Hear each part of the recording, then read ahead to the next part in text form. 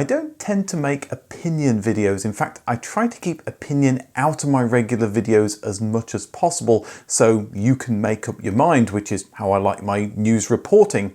But when I've been mulling over something car related in my brain, I like to make a video to discuss it. You may not agree with what I have to say, in fact I'd be surprised if you did, but hopefully I can bring up some interesting points that you aren't aware of and push the debate a little further. And of course I'm not saying I'm right, we'll find out in the fullness of time who's right. So anyway, let's discuss if EVs can make the shift to wide-scale adoption or if they're doomed to become a niche product.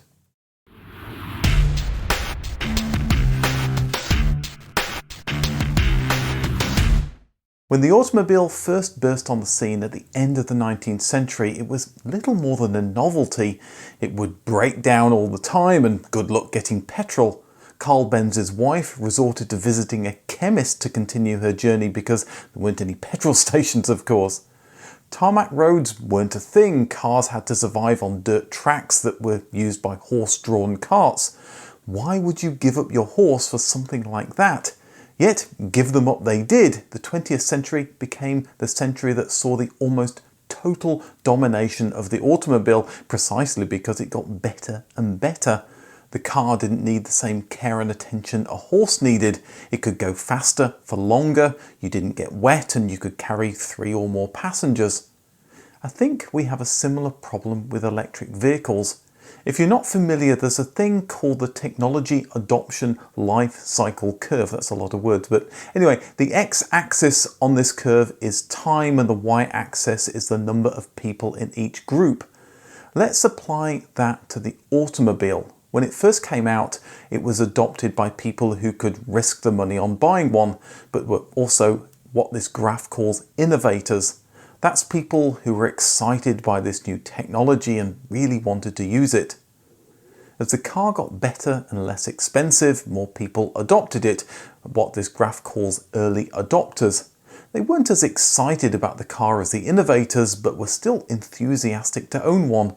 As the car became more and more practical, it was owned by the early majority, then the late majority, and finally the laggards. These people may be ones who don't like a car at all, but need to own one by necessity because it's the only way that they can get around. Maybe if a horse was still something people owned to get around town, they'd prefer to do just that. Many products go down this path, TVs, VCRs, smartphones, but in each case it's a product that most people wanted to own, not something that they were forced to buy. Even the late majority saw the advantage of owning a VCR. It allowed them to watch films at their own convenience for much less than going to a cinema. Some people think the electric vehicle will follow the same technology adoption life cycle, but this isn't a given. Remember 3D TVs? Some innovators and even early adopters bought them, but most people rejected them and most TVs today are still 2D. 3D TVs have all but disappeared. But some products get a following but aren't owned by everyone, for example motorcycles. The big question is, will EVs follow this curve? Will they replace internal combustion engine vehicles? Proponents certainly hope so, and governments are putting in incentives to encourage this to happen. That's the carrot, but there's also a stick. Some states and governments have announced that they'll ban internal combustion engine cars by a certain date.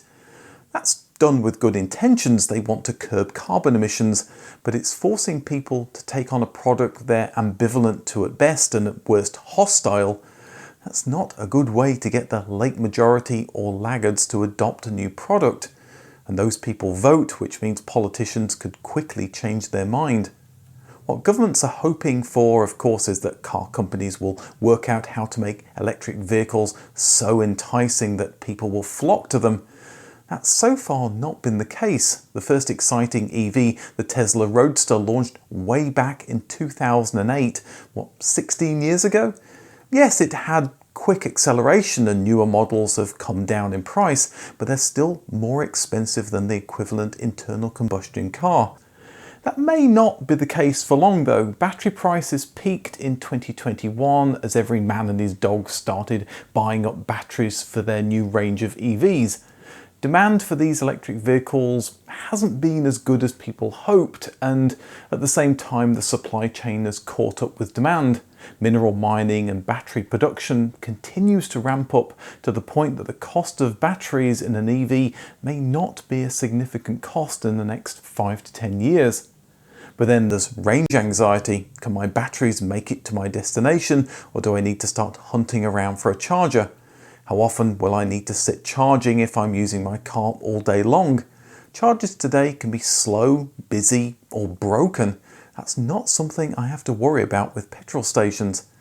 Now, I'm an EV owner and I'm well aware of the advantages of charging at home. In fact, for me, an EV is better than an internal combustion car because I never need to stop to fill it up. It's always full when I take the car out of the garage. But there are many people in that early majority and late majority category that don't have that luxury. They park at the side of a road or in a car park that doesn't have charging. That may change, but it's a massive infrastructure build out, and there's no sign that that's going to happen by the government's deadlines for banning internal combustion engine vehicles. In a previous video, I talked about EV adoption and made a case for plug-in hybrids to span this infrastructure gap. You left some very interesting comments. Yes, I read every one of your comments, and one of the main problems with plug-in hybrids today is that the people who own them just don't plug them in because it's not worth getting an extra 20 to 40 miles of range. They're also the worst of both worlds. You're carrying around both an engine, a motor, and batteries. That's heavy and requires more maintenance. I think there's still a case for the plug-in hybrid, and I'd still like to own one. But for EVs to be widespread, they need to take a page from the automobile. So much better than a horse that owning one is a no-brainer. So how could this happen? Elon Musk recently did a Tesla shareholder meeting and gave some interesting hints at how Tesla might attack this problem.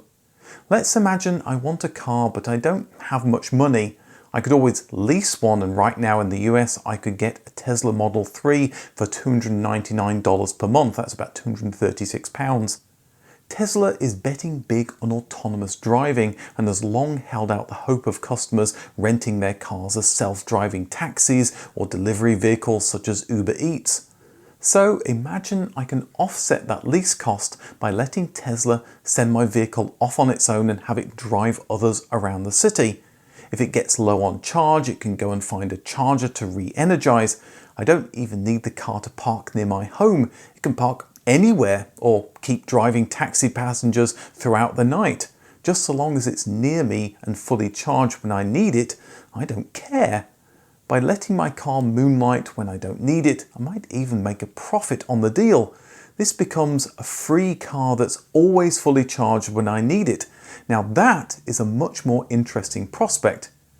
Of course, getting to a world where this actually happens seems a long way off, and it may be. There are very few places in the world where cars can drive on their own, and Tesla's autonomous driving feature isn't allowed to drive on its own anywhere, at least not yet. And there's no way today that a Tesla can pull up to a charger and be automatically charged. But Tesla is a company with big dreams, and many of the ideas that they've previously dreamt up have come true. The Model 3 and Model Y are big sellers, and that money is being invested into future ideas that can grow the company another tenfold. Tesla isn't looking for small incremental market gains, and I'm sure that they're looking into ways that they can get the early majority and late majority to start choosing Tesla electric cars. They could do what other autonomous car companies like Waymo are doing, working with a few cities like Phoenix, Austin, San Francisco, and Los Angeles to certify their cars. And it's not like robo-taxi services are not already a thing. In 2023, would you believe Waymo did over 700,000 autonomous taxi rides? Texas is already a big fan of Tesla. Now the company's headquarters are there, so maybe Austin might be a good place to start autonomous driving for Tesla vehicles. Tesla can build out a comprehensive supercharger network and offer new connectors that automatically hook up to the car or use inductive charging like your phone's Qi charger. Now, the sensors that allow for autonomous driving on Tesla vehicles aren't a match for Waymo's, so it's likely that adverse traffic conditions like snow would fox them, at least for now. But to bring in enough taxi revenue to pay for itself, Tesla's cars only need to work on the majority of days when the weather isn't a hazard. This robo-taxi idea would have another effect, make it less likely that people would even own a car. If they can get a cheap ride from an autonomous car almost instantly, then why own a vehicle at all? That would drive down internal combustion vehicle sales and probably overall car sales over the long term, meaning that there would be more available parking spaces. Now, I'm not saying a solution like this will actually work. I mean, it might do, but I'm not saying it will actually work. I use Tesla's autonomous driving feature almost daily, and although it's better than it was when it first launched, in my opinion it still has a long way to go. But autonomous driving is getting much better. Tesla claim their car has fewer crashes when it's engaged. Logic would suggest that if a computer driver is safer than a human driver, then we'd all embrace it and allow driverless cars to go everywhere. But humans don't look at it that way. If an autonomous car crashes, it makes the news, and our natural thought is to think that autonomous vehicles are really dangerous. But human crashes rarely get reported, of course. Autonomous vehicles need to be much safer before the public will trust them, which of course is no bad thing, but it will mean it will take longer for driverless cars to appear on every road. There's evidence that Tesla might announce something like this at an event on August the 8th, maybe with a new smaller car that could be even less money to lease. If you're watching this video after this date, then you can laugh at all the things that I got wrong. But it's clear that electric vehicles can't rely on governments forcing people to switch. EVs need to be a much more attractive prospect to take a significant share in the market. And right now, I'm not seeing any other radical ideas that will get them there. So, are there any other ways EVs can become ubiquitous? I'd love to hear if you've got any ideas, so please leave them in the comments. Thanks for watching, and I'll see you in the next video.